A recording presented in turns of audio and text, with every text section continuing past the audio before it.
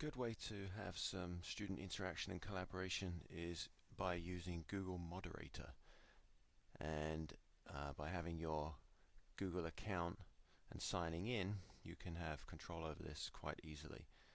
This allows your students to essentially to vote on particular things that you are trying to suggest or get going in the classroom perhaps.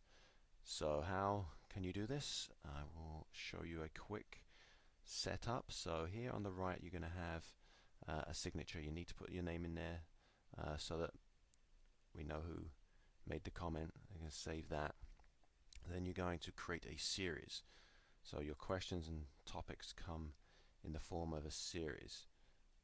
You can just put the title in. I would recommend using the advanced button so you can get to the full set. And we're going to have this as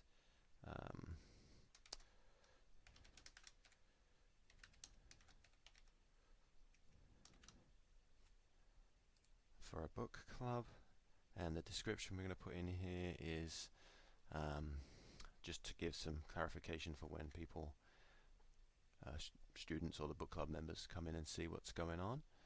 They can understand it. And series visibility, right now it's set so that you would have to be logged in with a Johnstown Schools ID, but I'm going to change this so that I can provide the link to the students. And down here the people will be submitting. We're going to have some suggestions here in a topic, and you can change this and experiment with that, see which one suits you best. Here on the content control, you have the option to moderate the submissions before they're made public, so that is a choice you'll have to make just there. And also in this box you could just put in some words that you definitely don't want to be seen on the screen and moderate those before they get to be public.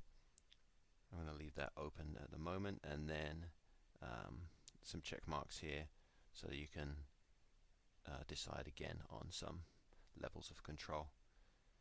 This in red just identifies that we have made it accessible to people outside of logging into their Johnstown Schools domain, and we create the series.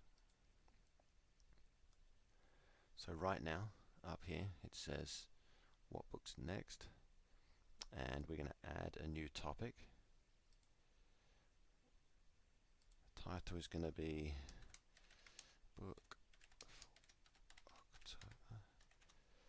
Book for October.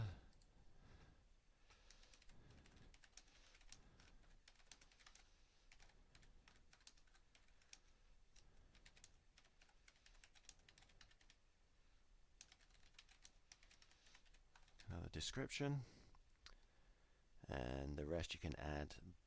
Here you've got the opportunity to put in a deadline so that you can say you've got 1 week to vote, put a deadline in, and again on this one you could put in a start time so it won't open until a certain time. Don't need that for this.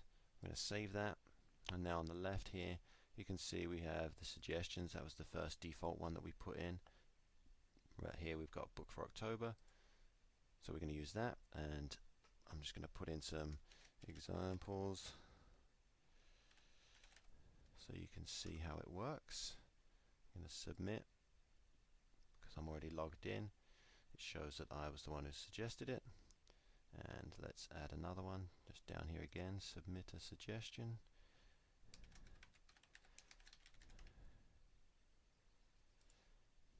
And that puts everything in, and you can see that we have the opportunity here to vote for one. So let's say I put these in, but I've changed my mind and I really would rather do the first one, so I'll give that an X.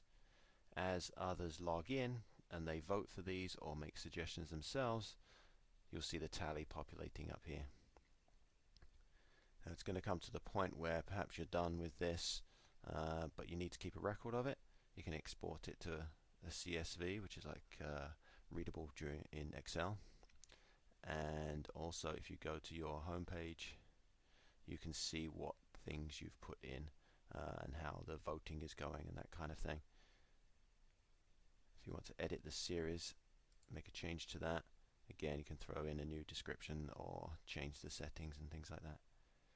And of course here, when you're done, you don't need it anymore and you want to delete it, you can delete the series.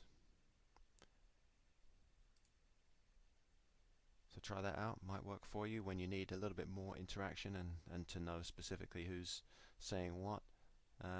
Give it a try.